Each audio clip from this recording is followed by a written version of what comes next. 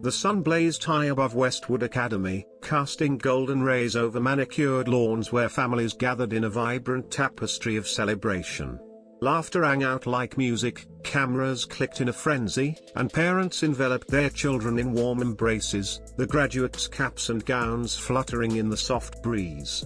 It was a day of triumph, a milestone etched in memories, where young men and women stood on the cusp of new beginnings. Yet, in a quiet corner of the bustling field, one figure sat apart, her presence almost swallowed by the joy around her. Her black graduation robe draped over the wheels of her wheelchair, folding softly against the metal frame. She was no ordinary graduate, she was the daughter of one of the city's most influential CEOs, a name that carried weight in boardrooms and headlines. But in that moment, she was simply a young woman, her heart heavy with a loneliness that cut deeper than any applause could reach. Her hands gripped her diploma tightly, the crisp paper a symbol of her hard-won achievement, but her eyes remained fixed downward, avoiding the smiles and glances of those around her. The stage had been crossed, the cheers had echoed, yet her heart felt abandoned, left behind in a sea of celebration that seemed to belong to everyone but her. Friends laughed with their families, classmates posed in tight-knit circles, and hugs flowed endlessly, but no one approached her solitary corner. She had faced battles no young person should endure, an accident that had taken her ability to walk, whispers that trailed her through school hallways, pitying looks that pierced her pride, and the persistent absence of a father whose empire always came first. Graduation was supposed to be the day her pain transformed into victory, a moment where her resilience would shine brighter than her struggles. But as she sat there, the world spinning in joyous chaos around her, she realized triumph tasted bitter when savored alone. If you're moved by stories of hope and human connection, please take a moment to like this video, share it with someone who needs a spark of kindness, and subscribe to Midnight Tales to keep these heartfelt stories coming. Drop a comment below, we'd love to hear your thoughts on this moment of solitude amidst celebration. The crowd buzzed on, their excitement a stark contrast to the quiet weight in her chest. She glanced at the diploma resting on her lap, its golden seal catching the sunlight, but it felt heavier than any victory should. Her thoughts drifted to her father, who had promised to be there, his voice warm with assurance over the phone. Yet, once again, he had chosen the demands of his corporate world over the fragile hopes of his only child.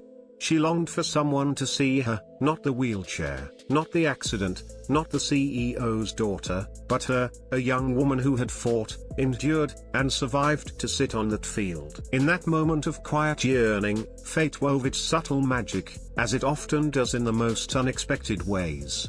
Across the rows of white chairs and clusters of families, a man stood holding the small hand of a little girl. He was unassuming, dressed in a simple crisp shirt and dark trousers, nothing about him demanding attention. His eyes, however, weren't fixed on the graduates basking in the spotlight but on the young woman in the wheelchair, shrinking into herself as if trying to disappear. Beside him, his daughter clutched a piece of paper vibrant with crayon colors, a child's drawing of a rainbow, bursting with innocence. The little girl, with the unfiltered clarity only a child possesses, noticed what the world overlooked. She tugged at her father's hand, her voice soft but curious, asking why the lady was alone, why she looked so sad on a day meant for happiness. The man hesitated, his gaze lingering on the graduate. He hadn't come to this graduation to change a life. He was there to cheer for his niece, another graduate lost in the crowd. But something about the young woman's quiet strength, the way her eyes betrayed a storm beneath her calm, pulled at him. Perhaps it was because he knew loneliness too well. Life hadn't been gentle with him, a widower raising his daughter alone after losing his wife years ago. In that moment, seeing another soul carry a similar silent burden, he couldn't just walk away. With his daughter's tiny fingers curled around his, he took a step forward, then another, toward the wheelchair where the CEO's daughter sat. She didn't notice at first, her eyes still locked on the ground, her mind trapped in the echo of her father's broken promises. But then she heard the soft shuffle of footsteps pause beside her.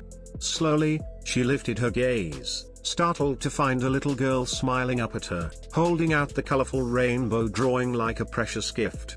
Behind the child, the man offered a gentle nod, not one of pity, but of quiet understanding. The moment hung in the air, silent yet louder than the applause rippling across the field. For the first time that day, she felt seen, truly seen, not as a headline or a tragedy, but as a person. The little girl handed her the drawing, whispering that it was for her because rainbows always follow storms. The man knelt slightly, meeting her eyes with a warmth that carried no judgment. No words were needed, his presence alone spoke volumes, telling her she wasn't invisible anymore. He didn't see the CEO's daughter or the girl in the wheelchair, he saw her, a young woman who mattered. What followed wasn't a grand gesture or a cinematic act of heroism. It was beautifully simple. The man and his daughter sat beside her, filling the empty space that had loomed so heavily around her. They spoke softly, shared small smiles, and let the warmth of human connection mend the cracks in her heart. For the first time, she wasn't an outsider watching the celebration unfold. She was part of it, not because of who she was supposed to be, but because someone chose to be there with her. As the crowd cheered for the final names called on stage, a smile crept across her face, not the practiced one she'd worn for cameras or polite conversations, but a genuine one, born from the realization that kindness often arrives from the most unexpected places. In that moment, she understood she didn't need her father's presence to feel proud of herself.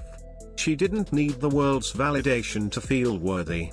All it took was a reminder that, no matter how broken life might seem, there are hearts out there ready to piece it back together with small acts of compassion. Her father may have missed her graduation, but she gained something far more precious, a reminder that family isn't always bound by blood, but by love and presence.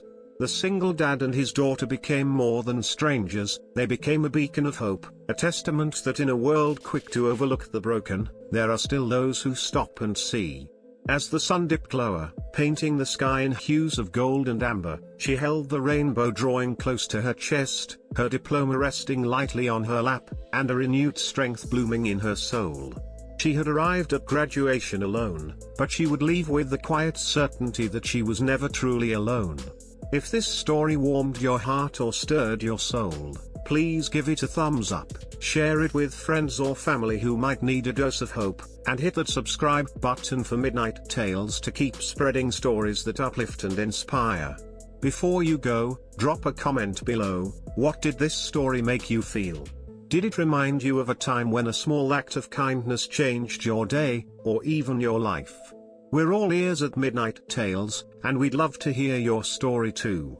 The field at Westwood Academy continued to hum with energy, but for her, the noise faded into a gentle backdrop.